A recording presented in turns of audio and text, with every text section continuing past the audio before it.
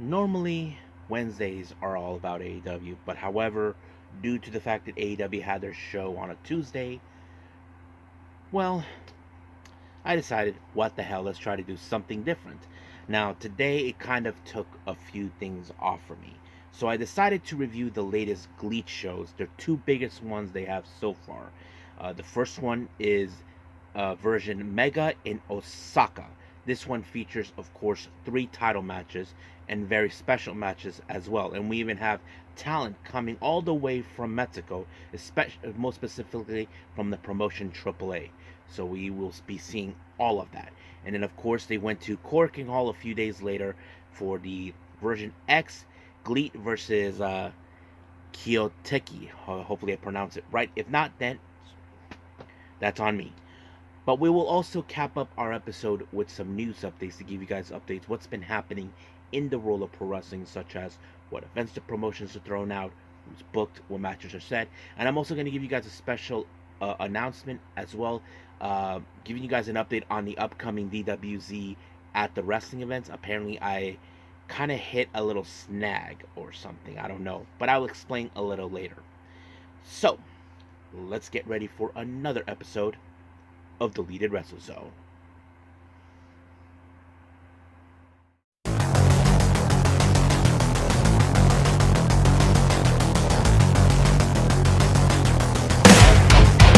Are you ready?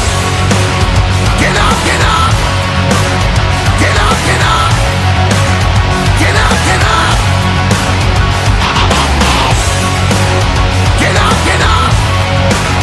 Get up, get up! Get up, get up! Hey everyone, welcome to the Deleted Wrestle Zone. All things that is pro wrestling with AEW, NXT, New Japan Pro Wrestling, TNA, the National Wrestling Alliance, various promotions, wrestlers, matches, and championships. I am your host, J-Rod here. So, if you are new to the channel, welcome. This is a channel where we do a lot of pro wrestling reviews from various promotions, not only here in the United States, but also in Japan, Mexico, Canada, Europe, the UK, anywhere in the world where pro wrestling is not as big, but it continues to grow. We also, of course, do discussion videos, talk about various topics such as the wrestlers themselves, the promotions, factions, storylines, whatever we want to talk about. We also, of course, do more news updates. If certain information was unable to be on this episode, I can either put it on the next episode or on a separate video by itself. We also, of course, do real-timing news update to keep you guys on alert if something has happened in the world of pro wrestling that needs to be addressed ASAP. We also, of course, got the Unagi Sayaka Watch and various other cool wrestling content as well. So if you like what you see, please subscribe to us and click on that subscribe button. You'll be getting a lot of daily reviews and other cool wrestling content as well. But if you like this episode, please give us a like on the like button or a nice comment in the description down below. Now, all introduction steps set aside, I think as the word is time to rock and roll. So we're going to be doing a review on 2 back-to-back events. Well, not back-to-back the days, but you know what I mean. From the Japanese promotion GLEAT, and this one is called Version Mega in Osaka.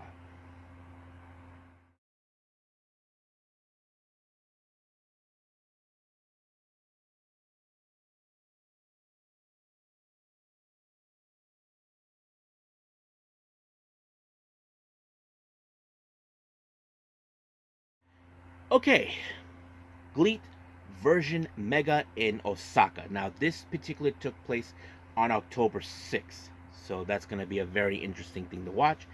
I did mention we did have talent coming from AAA. We have, I think, Octagon Jr., Hijo de Vikingo, Jesse Queen, who else? Fabi Apache, and I forgot who else. But yes, so we have talent coming from there. And of course, we have the Rascals. That's right. The Rascals from TNA. Trey Miguel and Zachary Wentz. Now, let's begin with our very first match starting this. We have JD Lee, Issei Onitsuka, Jesse Queen, and Junji. They take on members of course, the Bulk Orchestra, consisting of Kazuma Sakamoto and Quiet Storm, and they team up with a couple of Italians, go called Triple B, consisting of Nico Indevadardi and Mirko Mori. So basically, yes, there is wrestling in Italy. So it does exist in case anybody asks. But however, this was a pretty good event, differently because we are getting international wrestlers coming in. But unfortunately, this match ended with, of course, Kazuma Sakamoto with a underhook pile driver onto JD Lee and allowing them to pick up the win. But it was a pretty good match, good opener, not gonna lie. Our second match, we had BGI consistent of Kotaro Suzuki and Soi Daimonji. They take on the most despicable people on the planet, Anti-Glee Monsters, consisting of Brass Knuckles Jun and Ruchi Kawakami. Now, of course, Kawakami, the former leader of Bulk Orchestra, is now causing new kinds of havoc. So basically, as always, they were attempting to cheat. That's exactly what they did. Once again, Brass Knuckles Jun with the Knucks took out, of course, who was it? Suzuki? Yeah, Suzuki, to pick up the win when the ref did not see it. I'm sure BGI are not taking this lightly, and I'm sure they have to contend with them at some point. Our next match, we have a very interesting singles match. We have Takehiro Yamamura taking on T-Hawk of Strong Hearts. Now, if you guys remember recently, Yamamura recently left Strong Hearts to go on his own, and he's doing well, to be honest with you. But it was a very interesting matchup. We know that Yamamura is getting his groove back, but however, he was no match for T-Hawk because T-Hawk pinned him 1, 2, 3. It was done. Our next match, we have a very interesting trios match of it. We have Fabi Apache and Octagon Jr. from AAA. They team up with El Lindaman. They take on Michiko, Sam Adonis, and Chris Ridgway. Now, of course, this was a very interesting dynamic. Now, I would have assumed in the back of mind, because Chris Ridgway is one of the most incredible technical wrestlers you ever seen. I mean, you would have thought that he would have been the one to pick up the win, but nope. It was Octagon Jr. who actually picked up the win when he applied a springboard cutter onto Sam Adonis. Uno, dos, tres, adios. Just like that, it was done. Now, we have a very interesting MMA rules type of match, where 3 representatives of GLEAT and 3 representatives of an organization called Zombies. I don't know if that's a team or whatever, but anyway, we have, of course, our first exhibition match. We have Daisuke Nakamura representing GLEAT taking on Masaki Takeura from Sabres. Now, nothing too significant about this match either, but the match ended in a time limit draw of 5 minutes, so nothing too significant about that. And then they switched to the next guy. Hideki Shrek Sakin from representing GLEAT takes on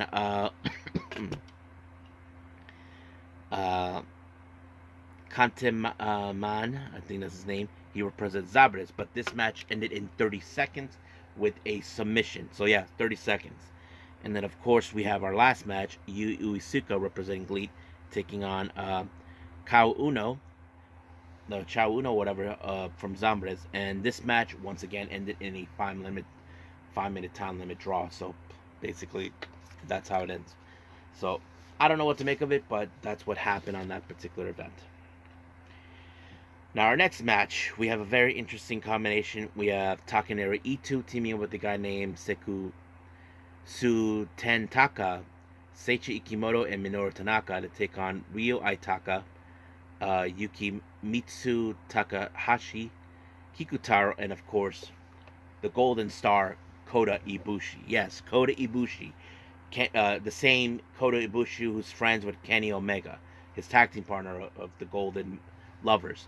But yes, it was a pretty good match. But however, you would have expected that this was going to win by Ibushi. It did.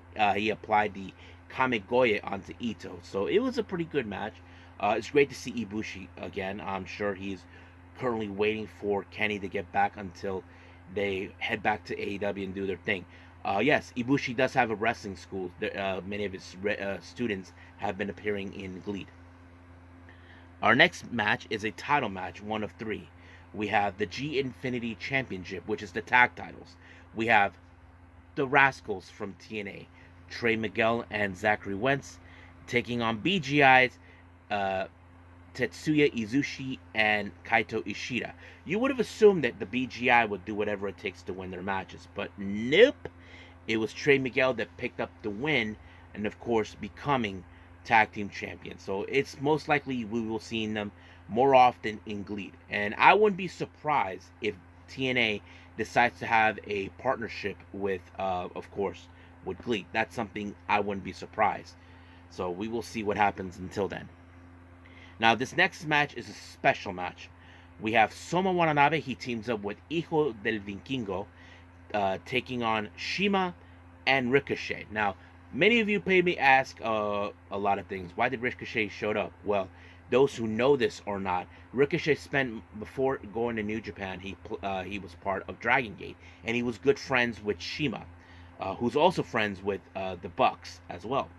But of course, Shima and Ricochet had to team up, and I thought it was pretty good. Shima dressed up like Ricochet, but in a blue color scheme instead of, like, of course, Ricochet with his golden, black and gold type of look. But it worked. But as always, it was Ricochet with the 630 that put away Watanabe, and I thought just like that it was over. Now our next match we have the G-Rex title. Parker Boudreaux, you may know him. You've seen him on NXT and WWE before.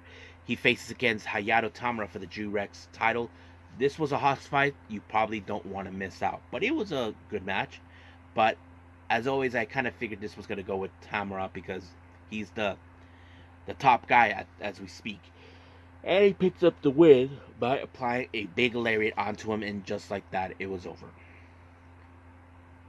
Now our next match, it's the Lidet UWF title. We have the challenger Masakazu of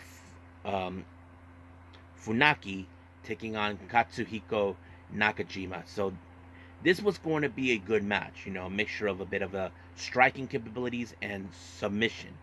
But it was Nakajima with a submission that picked up the win, and of course, it was over like that, retaining his belt. But however, he did put out a promo talking to Funaki.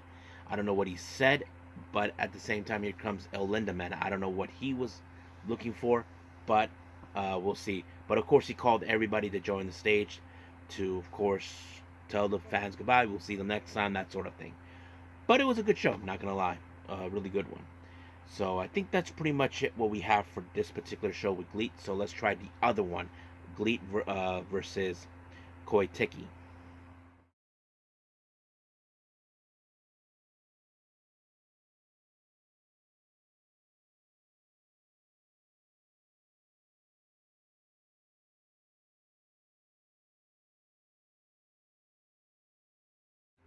Okay, as we continue with more with GLEAT, we are doing version X, GLEAT versus Kyoteki. Hopefully I pronounced it right.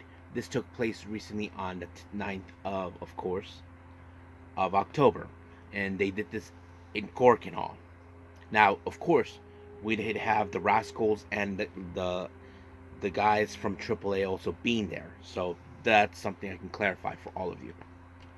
Now, our opening match, we have very interesting combination. The Yans family, more specifically Issei Unitsuka and Takahiro Ito, teaming up with Minoru Tanaka, taking on Anti-Glee Monsters, Brass Knuckles June, Chris Weiss, and Ruchi Kawakami. But of course, these guys wasted no time on introduction, so they just made a beeline to, of course, to their opponents, as always, because these guys don't give a damn about what's going on. That's how they roll in every match we've seen. But however, like any other match, everything lays down with, of course, cutting corners, cheating. But it was Kamakami who picked up the win with splash mount onto who was it, Onitsuki. But of course, things got out of control when, of course, they did when Anti GLEAT monsters actually decided to give more of a beatdown to their opponents. But another person showed up in a mask. I don't know what's going on.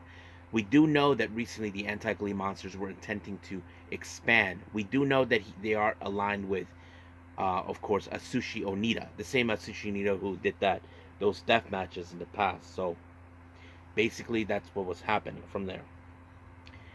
Now, our next match, we have the Italians, Triple B, Nico Indevarati and Miko Mori. They take on the guys from BGI, Kotaro Suzuki, and Soi Damonji. Now, of course, we were seeing a couple Italians. We don't normally talk about Italian wrestling. Hopefully, I can find a promotion that I can review. That's going to be an interesting thing. But, however, this match ended with, of course, Damonji Suzuki applying a sit-down power bomb onto Mirko, and just like that, it was over. Our next match, we have the combination of members from the GLEAT roster and AAA teaming up. Representing GLEAT, we have Junji, JD Lee, and Takehiro Yamamura. They team up with Jesse Queen and Octagon Jr. Their opponents is a combination of, well, Sam Adonis is in this one, but he teams up with both orchestra consistent of Kazuma Sakamoto, Koki Ishikawa, Osaki, Quiet Storm, and Hayato Tamura. Now, I don't know exactly how this was going to roll out. Now, both orchestra have shown their dominance, but right now their dominance have changed ever since Kawakami left the group to form Anti-GLEAT Monsters. But, however, it was Uemari who picked up the win when he applied a somewhat of a suplex on Adonis, and just like that, he picked up the win. But boy, Adonis got his ass handed to him by both orchestra. They thought that they had this match won, but it didn't. But however, Uemari felt very happy knowing that he pulled up a pretty good win for himself. So everybody in this team were very, very happy. Now our next match is the only women's match we have. We have Michiko versus Fabi Apache. Of course, Fabi Apache, many of you don't know this. She's a second generation wrestler like her dad. She does have a sister, Marie Apache, and she has a daughter too. They actually been here in Japan before, and I did mention Fabi made a surprise visit to Rossy Ogawa and all that. But however, seeing Fabi, she hasn't lost her touch yet. But of course, Michiko has shown her superiority since day one in GLEAT, but it was her that picked up the win when she applied a sunset flip onto her, and just like that, Michiko won the match. Now our next match, we have Tetsuya Izushi versus Chris Ridgway. Now, seeing Chris Ridgway, we know Tetsuya Izushi has done very amazing work in submission since he before and after joining BGI. But of course, this one ended with Chris Ridgway, who has more experience in that level, to pick up the win. So he put him in a submission. I'm sure Izushi will not take that kindly, but we'll see what happens. That will go from there. Now our next match, it's our only UWF rules match. We have Ryo Aitaka taking on Josh Barnett. Yes, the same Josh Barnett that runs the Bloodsport events with GCW. So he was there. Of course, we're going to see something cool, but it was Josh Barnett that walked out with the win with referees stoppage. So basically, it just ended. But however, he did put out a promo. I don't know what he said in Japanese, but yes. So hopefully we see him again in Japan, but we'll see what happens. Our next match, this was going to be a very impressive match. Soma Watanabe versus Hijo del Vikingo. Now, of course, many of you know Hijo del Vikingo. He is a crazy high flyer. He does the most craziest stunts. But however, if you guys remember, not too long ago, Conan told him to tone it down a bit. We know that happened to him already recently when he hurt his knee. And apparently, Watanabe targeted that same knee. I'm not sure if that was wise for Hijo del Vikingo to get himself involved in something like this, but he did. But he was able to shake it off, and of course, he finished off Watanabe when he pulled out a stack of tables to put outside. But however, he ended up on a stack of tables. If you ever seen Hijo del Vikingo, he likes to run towards the rope and does a 630 springboard off of it to opponent on the table, and he did that with Watanabe, and just like that, it was over. Hijo de Vikingo walked away with the win. Now our next match, we have Kaito Ishida, the leader of BGI, taking on Parker Boudreaux. You would think that this was going to be an easy task for Kaito because he is one of the most strongest and most incredible strikers. But when it comes to Parker, he is the kind of guy you can tell he is not here to play games. He has no time for BS. That's the kind of person he is. But he put Ishida away with an avalanche choke slam. Yes, and that's how it over. I was surprised. The one thing that thought in my mind, thinking, okay, Ishida would be impressed by him, that he probably would offer him a position to join GLEAT, BGI, but it didn't happen. So now our next match is a Strong Hearts showdown. Now before I proceed, this is who's in it. Team number one in the Strong Hearts showdown, we have Shima. He teams up with Zachary Wentz and Trey Miguel. Now, I know what you guys are thinking. J-Rod, they're not part of Strong Hearts. Those who don't follow wrestling just like I do, let me give you a straight answer. You're wrong. Those who know this, the Rascals, the consistent at the time, Trey Miguel, Zachary Wentz, and Wes Lee, they were all part of Strong Hearts before they made their way to TNA. So that's why they are part of it. And it makes sense. But and that's why I said I wouldn't be surprised if TNA builds a working relationship with them. That is something I could definitely see. And their opponents are none other than Seki Yoshioka, El Lindemann, and T-Hawk. But it's great to see the Rascals teaming up with Shima because we know that they have a very strong relationship. It was Ricochet who recommended them to Shima. So basically that's how it worked. Their connection goes deep. But it was great to see them. But I wasn't too sure how this was going to be. I was basically biased on this one. But it was T-Hawk that picked up the win with the Knight Rider onto Shima to pick up the win.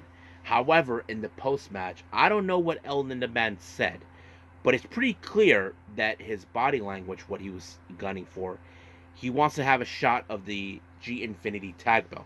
I'm sure Zach and, of course, Trey, they have no problem because they accepted the challenge by, yeah, they did that. So, we'll see what happens from there. But I think we are done with doing all of our GLEAT events, so I think that's pretty much it. So right now, let's move on with our last and final thing, news updates.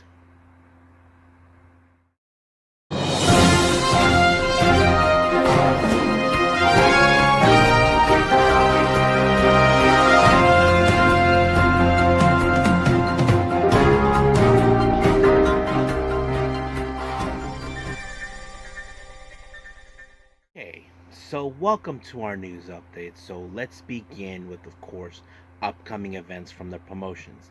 Now we do have updates with GCW and West Coast Pro with many events that they announced. So let's start with the much heavier one with GCW. As you know, GCW this weekend have a two back-to-back events at Atlantic City, the Fight Club. On night one, they announced a number one contenders hardcore scramble match. We have John Wayne Murdoch, Too Tough Tony, Mr. Danger, Lou Nixon, Bam, forgot his name, and of course Cyclops. And then of course we have the GCW World Tag Team titles defended. Violence is Forever defends the titles against Ruckus and Grim Reaper. Now on night two of Fight Club on the 13th of October in Atlantic City, the JCW title is defended, not the GCW. The Jersey Championship title is defended. Masha Simons defends the belt against Griffin McCoy, who is no stranger to me that he wants that title so bad when he couldn't defeat Jordan Oliver. Now, of course, we have then, of course, on the 19th of October for Blood on the Hills 3 in LA, Chris Bay will take on Broski Jimmy. Then we have the Halloween event here in San Diego, Monster Bash. Gringo Loco versus Ray Horace. So that's going to be interesting to watch. So that's pretty much the updates on GCW. Now West Coast Pro, we have 3. The thing that should not be, that will be taking place on the 11th, we have Vinny Mysterio will be there, but he has a special announcement. We don't know exactly what the extent of that, but I will be paying close attention to it. We have the Calusa Lucha taking place on the 26th of October. Jasmine Allure will take on Chica Tormenta. And then, of course, their upcoming January event, Only the Strong Survive, Saint and Sinner, has been announced for that. So that's pretty much updates with GCW. Let's move on with other updates in the upcoming promotion of events. As you know, the Canadian promotion, Maple Leaf Pro, Forge and Excellence, has announced for the 2-day event, Johnny Swinger will be there. He's a bit of annoying, but yes, he'll be there. And then another match has been announced. Raj Desi, who you guys know him as Jinder Mahal, will be in action to take on Bully Ray. Then, of course, French promotion Banger Zone Wrestling announced for the Alcatraz event on the 2nd of November.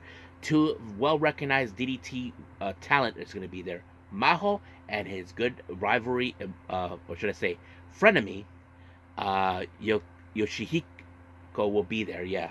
And then finally, the King of the Indies, that will take place on November 16th. Match has been announced. We have Viento and Ray Horace teaming up. They take on Dragon Kid and his dad, Ultimo Dragon. Some of you may question, why do I call him that? Well, it was Ultimo Dragon who trained him, so that makes sense. Now for some developments. Marie Kanellis revealed that her AEW contract will expire on Halloween. Now, it's still unclear what her plans are once after, but I wouldn't be surprised if she makes her way back to, of course, WWE. That's something I'm sure many WWE fan base would love to see, but we will see what happens. Now, more information has risen about Luchasaurus, better known as Killswitch. Many remember he was out because of he had pneumonia and all that. So an update came from Dave Meltzer for what he learned. So let me pull that up real quick. This is what he had to say. I heard he was supposed to be back in the gym on Monday. So unless there was some turnaround, I think he's getting better. So basically, he's been hearing that he's getting better, but not yet it's been announced what his plans are. PW Insider reports that there was a bit of an incident that took place at a hotel in NXT during NXT about a male fan allegedly caught trying to take photos of the feet of the female talent. Now, I understand there are people who are feet fetishists, and I'm not much of that, but it's kind of creepy and crazy for someone to do that, But I think he was ejected out of the hotel, but twice from the location. So, kind of messed up. As you know, there was a deal with Fox.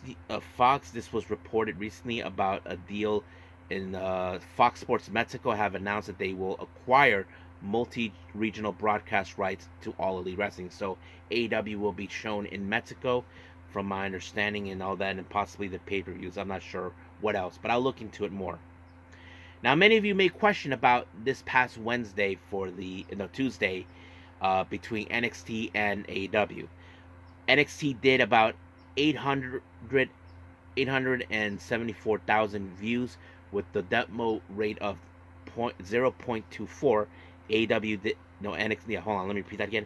NXT did 874K views, and of course the demo 0.24. As for AEW, they got 329K with the demo of 0.10. So very clear that for the last 2 years with AEW has been declining rapidly. I'm sure because people are now looking at WWE more, but there are those who believe that somehow AEW will turn that around. So we're not sure yet. Eddie Kingston just recently talked about, of course, about Moxley, and this is what he said. I knew something was up with Jon Moxley when he didn't send me a funny meme in 4 months. So as you know, he has been paying attention what he's been seeing. So he now noticed something was off, so he's not sure. I wouldn't be surprised if he teams up with Bryan Danielson. Deadlock Pro Wrestling has announced that there's been some changes in the upcoming event for Super Battle, and this is what they said. Anthony Henry suffered an injury this week in a match which resulted him not to be cleared to wrestle FTR this weekend in Charlotte. We are currently working on the card. There should be an update before the weekend. FTR are scheduled to wrestle. That's good.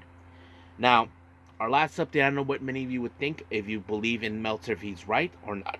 He doesn't think that Bryan Danielson's so-called retirement is a lot of legit. And this is what he said. I don't think anyone believes he is partially retiring. This whole angle, as much as I believe it, the reality is people at home have seen many fake retirements that they're not going to get emotional. And I think Sting, they brought because he is 65. Bryan is old enough to retire. I just don't think anyone buys it. But there are burnt 100 times on this stip. How many emotionals are you gonna go get through? So he's not buying this whole thing. I mean, do you guys buy it or not? I mean, leave a comment below if you guys think. So I think that's pretty much it right now. But let me give you guys a special announcement of what's been going on for the upcoming video. I'll be doing the DWZ at the wrestling events. Alright guys, I want to give you guys an update about what's been going on with DWZ at the wrestling events, the latest one. Many of you know, so today is October 9th.